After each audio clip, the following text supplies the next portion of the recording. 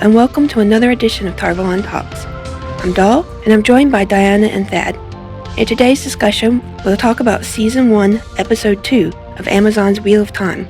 We will try to keep the bulk of our episodes spoiler-free past books 1 and 2 of the series, but we will spend a portion of the end talking about foreshadowing and spoilers in each episode of our discussion. All right, we start with the White Cloak cold open, which, oh my god, so bone-chilling. They did an incredible job making the White Cloaks terrifying in the show. Yes. Specifically, Valda. Specifically. Yeah. God, he's awful. You learn immediately that this is not a good man. I have a fun fact about this scene. The bird that he eats is actually a real dish in the real world.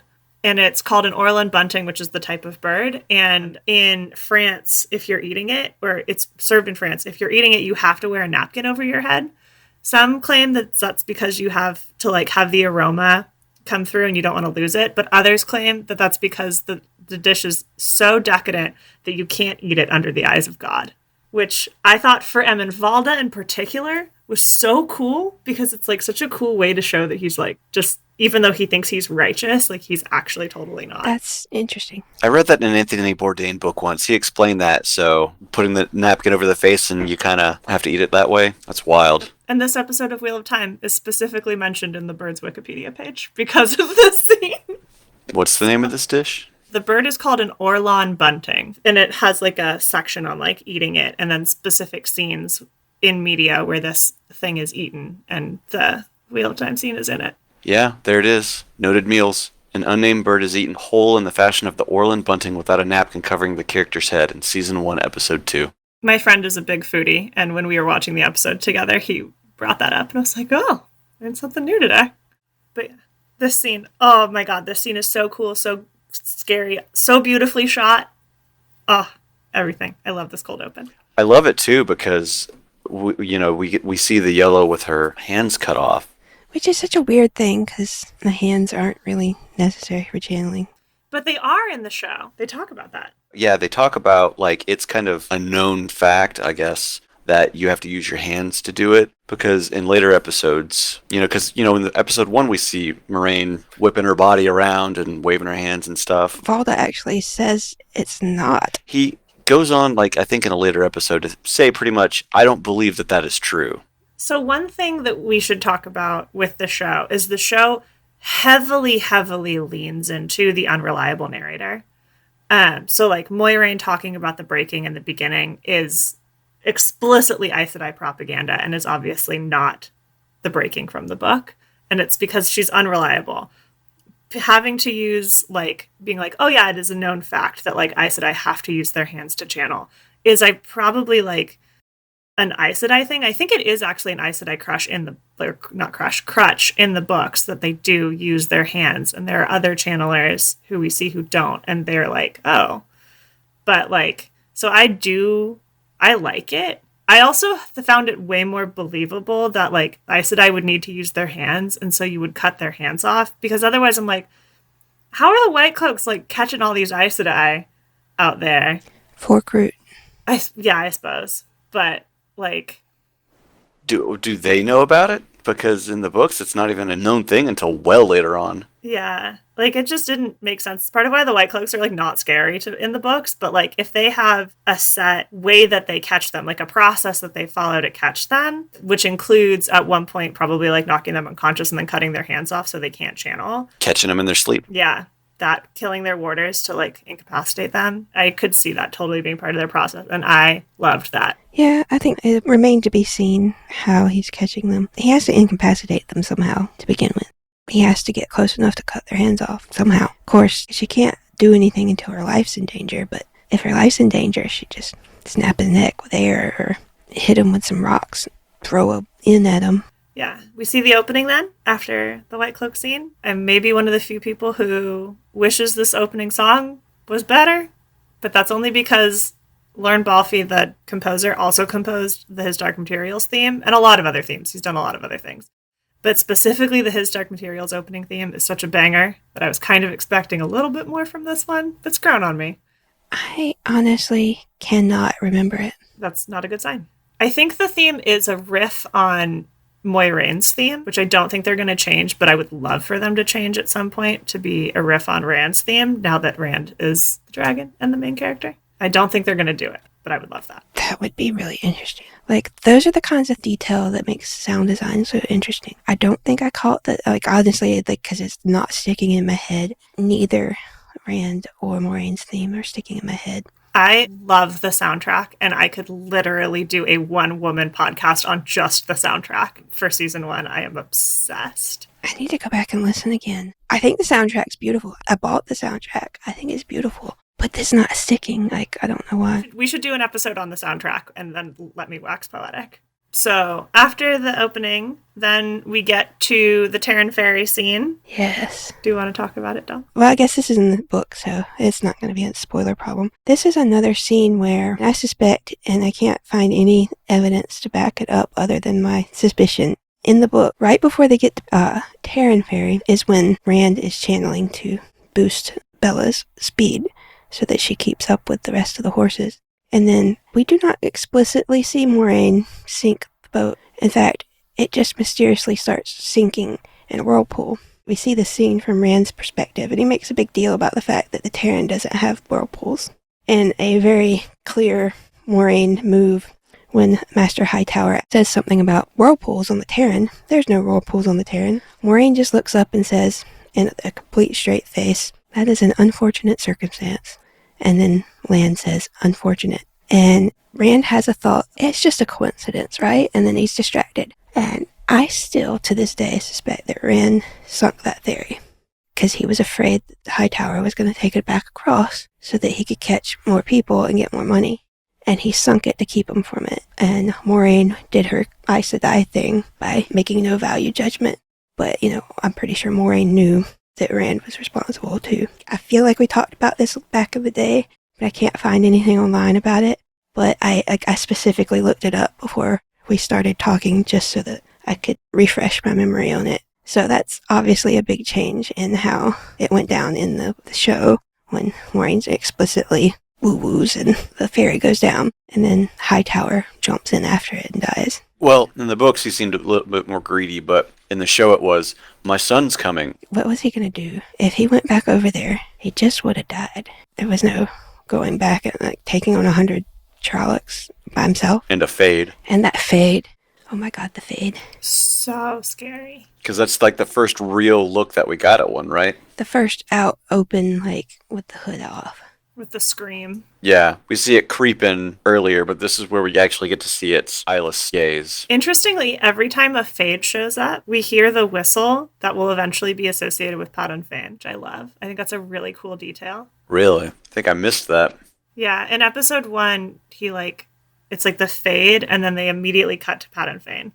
Interesting. I don't think he whistles yet. I think the first whistle was at the fair. No, he's whistling. He's mid-whistle. Is he mid-whistle? Yeah. I can't remember if he heard it or not, but you see the fade and it cuts to Fain, and he slips away. As Fain tends to do. Yeah. There's also whistling in episode 3, because I watched episode 3, but I'm not on that podcast, so listen for it. There's another whistle in this one, too. Yeah, in episode 2, the whistle is when the fade comes up again. 2 whistles in the... Oh, there's a second one. If there's one at the ferry and there's one in Shadowlook. Oh, that's right. Okay, that's the one I was talking about that I thought happened in episode 3, because I watched it back to back. But yeah. There's one in episode 2 as well. We don't see him in Shadowlogoth, but we hear the whistle. Which is great foreshadowing. Then there's a conversation between the Two Rivers kids. And then we get the 3 oaths. We get Moiraine training Egwene, and we get the 3 oaths explicitly. Yes. So good. Rosamund Pike's incredible delivery of them. Yeah, it was a really good way of doing it, like an exposition without sounding clunky. Her being words are important. What is the exact wording? So crucial to understanding the Aes Sedai.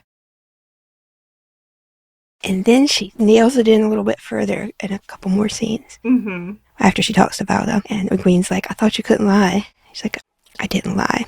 I just didn't tell the truth you thought I said." That was just such a good line. I just didn't say the truth you thought you heard. Which is that's Aes Sedai in a nutshell. Mm-hmm. Exactly.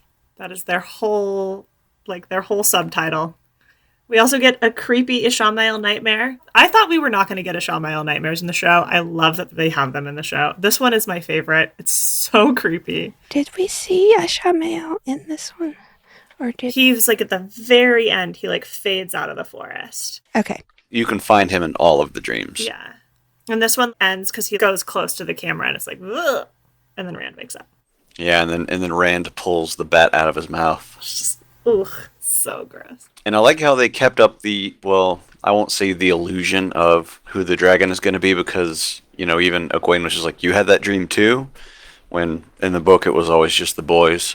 Part of me was wondering, like, did Egwene actually have the dream? Or was she, because she was talking to Perrin? I would think Egwene would have the dream because we know from a later episode that the Dark One is also not sure which of the 5 of them it is. And they explicitly say the 5. Okay. Yeah, you're right. The other thing I wrote down was, are we sure Perrin had the same dream? Because he says the man with eyes like embers. He does not say burning eyes. He says eyes like embers. And now I'm wondering, and he actually did not have the same dream in the books because the wolves were protecting him. Well, and Matt has a slightly different dream than Rand because he sees the bats with their necks snapped. Yeah, they all have slightly different dreams, but Perrin specifically, the wolves were protecting him from Balsamon. I'm wondering if now, is this man with eyes like embers Elias? He's not in the show explicitly, but... Not yet. He's going to be in season 2. I'm wondering if that was some foreshadowing that they are going to bring Elias in. Because he did not say he had fire for eyes or his eyes were burning. He said he had eyes like embers, which are glowing yellow eyes, much like he has at the end of another episode. Very interesting. I like this theory. I know, like, am I reading too much? Am I looking for too much? Am I watching just too many times? No. Maybe on that one you're reaching just a little bit, but who's to say, right? It's just so specific the way he said it. And he's like, and you saw the man with eyes like ember.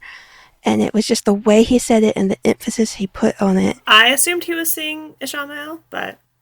And I think that was what we were supposed to think in the books too, but he wasn't. He was already talking to Elias before he met him. So I think that was a very sly reference to the fact that Perrin started talking to the wolves in his dreams because they were protecting him from Ishamael. Could be. Because we do see the wolves in one of his later dreams. So, but I think that's episode 3. Was that a dream? Yeah. It's shot just like a dream. Is it? And Ishamael's in it. So it's definitely a dream. When you guys watch episode 3 and 4, like you'll get there.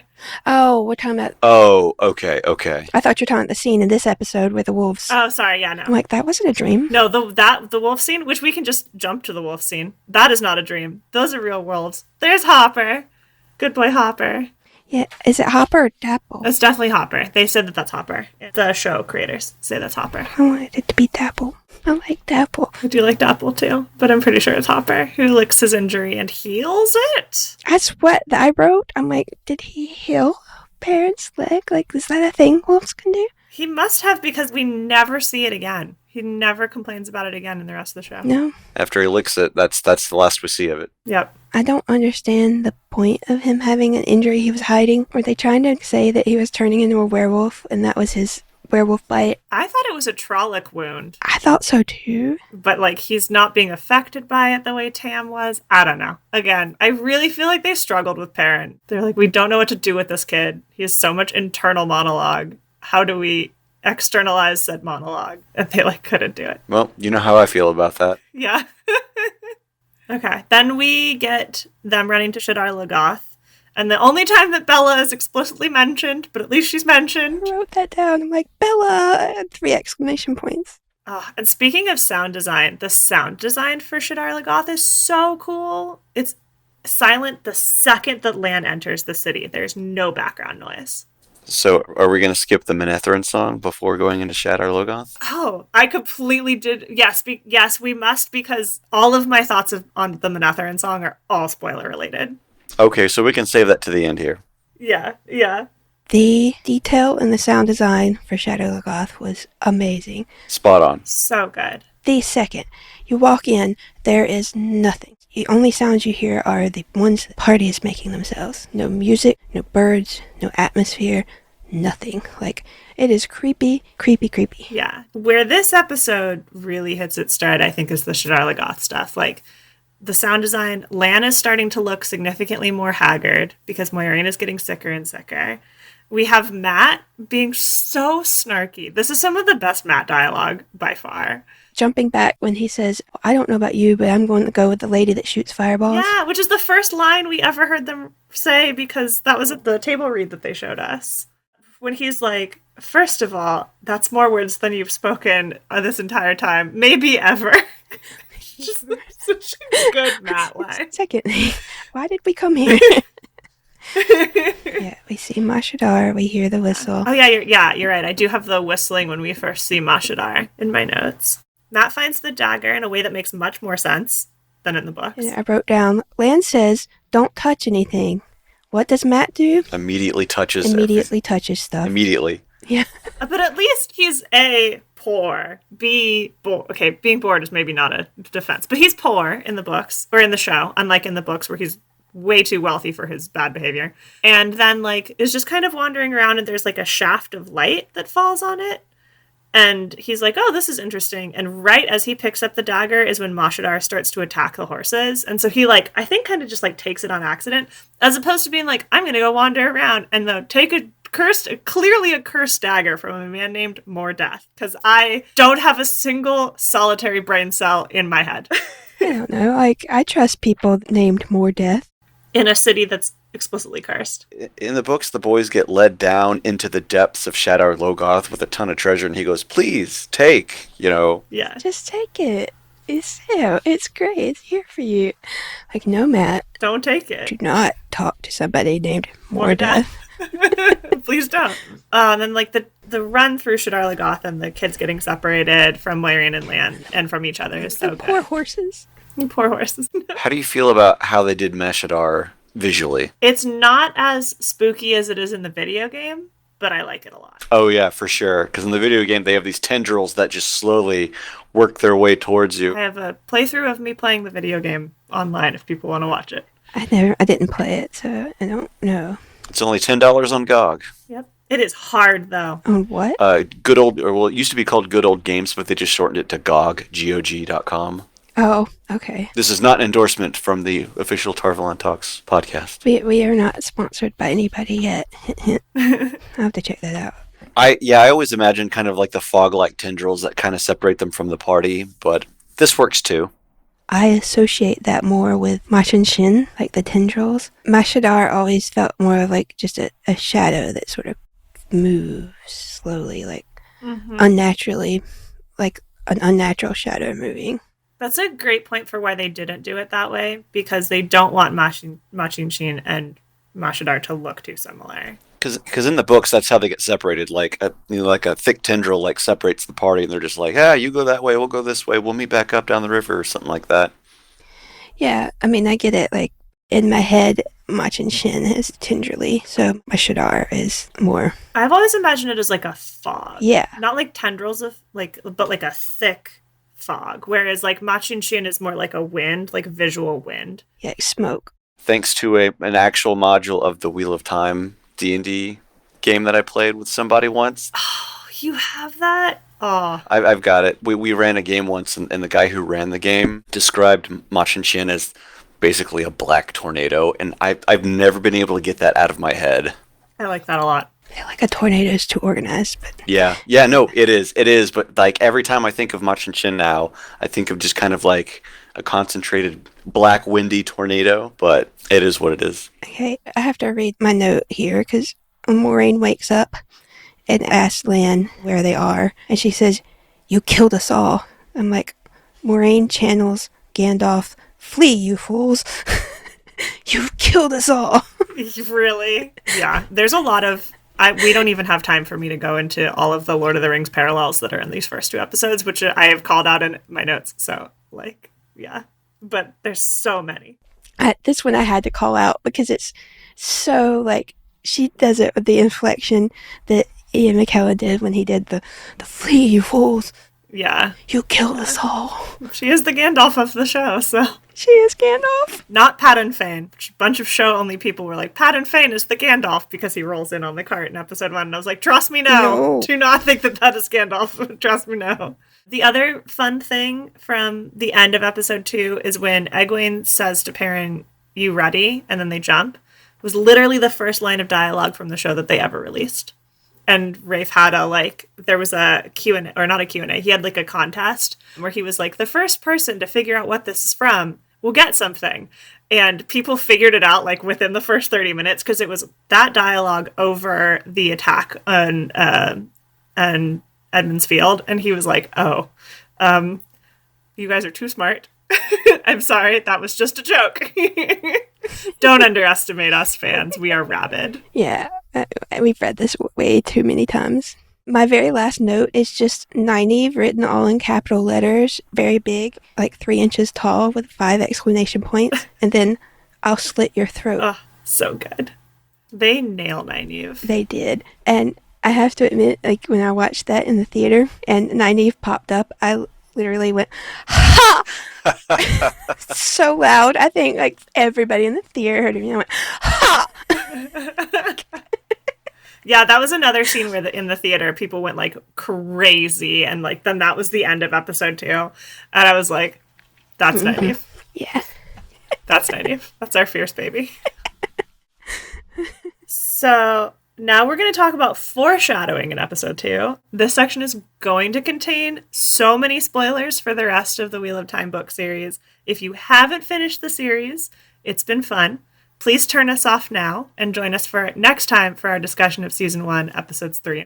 You have been warned. Yeah. Okay. So I feel like we should do the Manetherin speech first. I know you've been dying to do that one. Yes. Okay.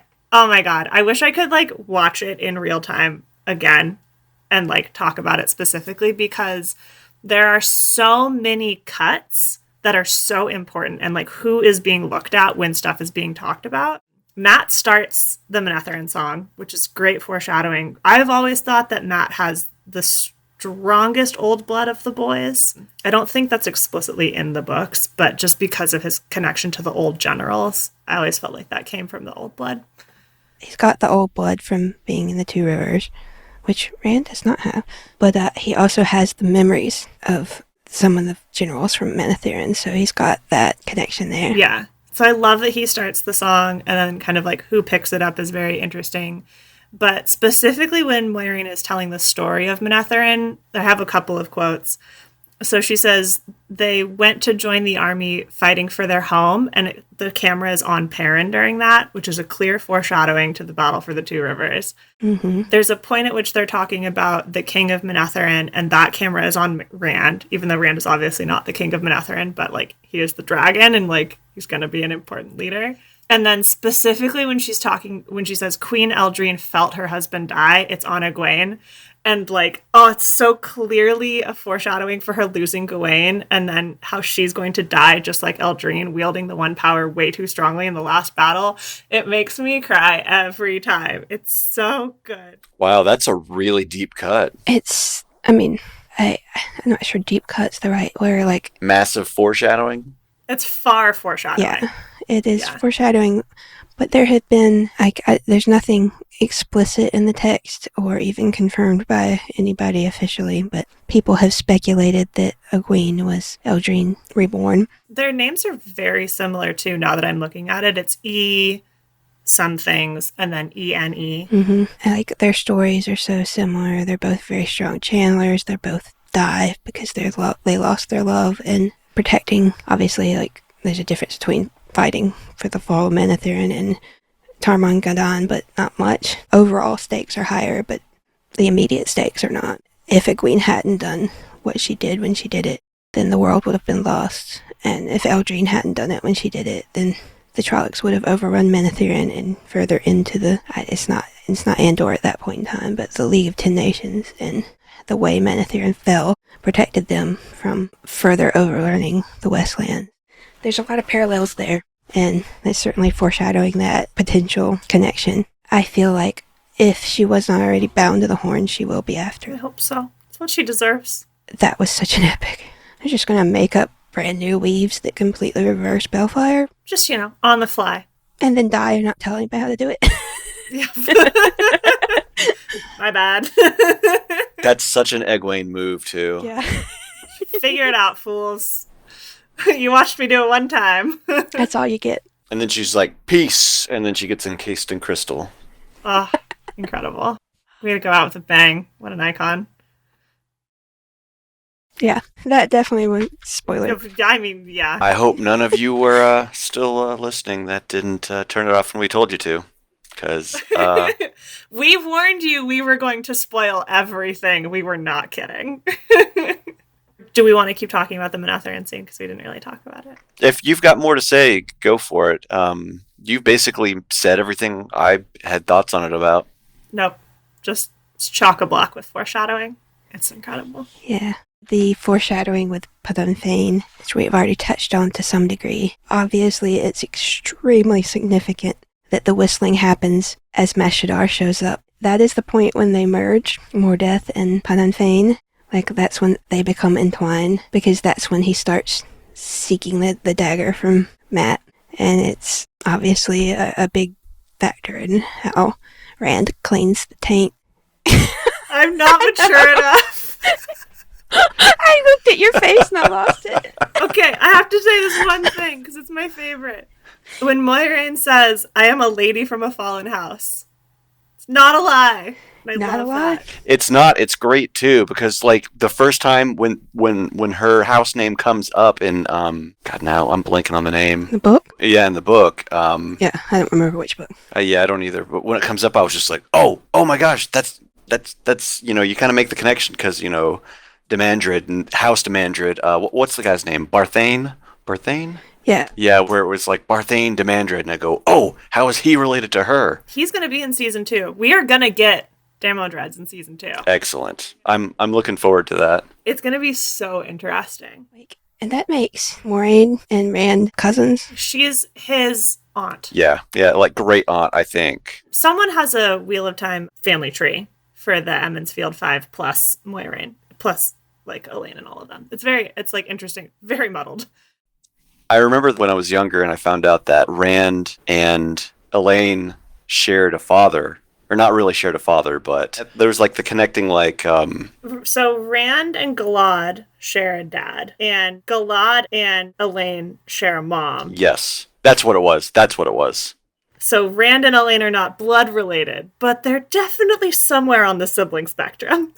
Right. Like step siblings, kind of ish. Is it kind of like that second cousin, first or once removed kind of thing? They share a step sibling, or half sibling, but they don't share any blood. Yeah. Moiraine is also Elaine's great aunt. Oh yeah, but on a different side. Yeah, I don't remember exactly how, but yeah. Yeah, but like all royal family, like they're all cousins eventually, somehow, at least once, if not multiple times. The other thing that happens in episode 2 that's foreshadowing that I love, or kind of just like a hint at the characters, is Perrin asks if they'll go back, and he's the only one who does of the Emmons Field 5. And Egwene, who has no desire to go back in the books, says no. It's from the trailer, and I loved that detail. I love it, like, it's those two specifically talking about it. Does Matt goes back, or no, I guess he doesn't go all the way. He goes back to the Two Rivers, doesn't he? I'm pretty sure Perrin is the only one who does. Yeah, maybe I'm just thinking he takes the Two Rivers people start following him. Yeah, the Two Rivers people follow him when they leave and like come out and start fighting for Rand. Rand puts them under a mat, but he doesn't go back. Perrin's the only one who goes back. They do meet again, but it's not in the Two Rivers, it's somewhere else. Mm-hmm. Right, okay. It gets really muddled when they start moving through gateways. Like, where is everybody? Where is everyone at all times is a big question. That was kind of one thing that when the companion was like originally announced, like way back in 2009, I was kind of expecting something like that to be in it because they kind of described it as not what the companion ended up being, like which was just an A to Z glossary.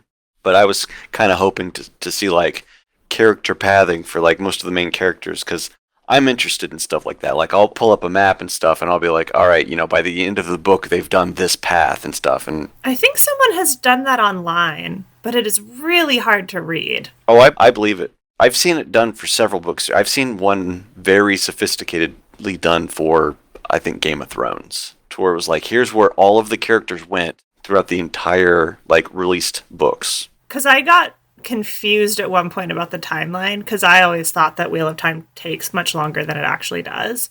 And so I read through a timeline of the books, and then they also had like a map of where everyone was, but it was done book by book.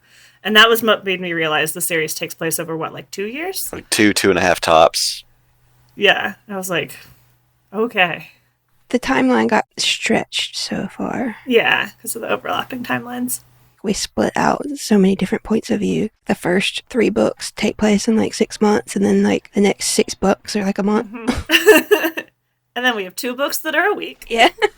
Same week. The same week. And then in the final book, we have one battle that takes place, and then at the same time for Rand, it's like that.